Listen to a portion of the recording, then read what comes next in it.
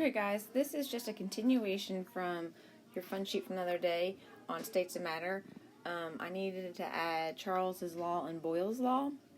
So Charles's law basically just states at a constant pressure, the volume of a gas increases as its temperature increases. So looking at the picture on the right, you can see the volume of the gas increases, the temperature's going up. The more the molecules are moving, the more there's going to be heat. So we've talked about that in class, and you can see that in the illustration. Next is Broyles' law, and Broyles' law states at a constant or at the same temperature.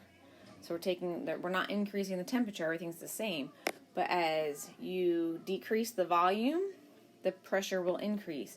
So if you look at the picture on the right, you can see the first cylinder there.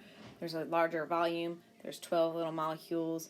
So then when you make the volume decrease and you squish that area down, there's more pressure because there's less space.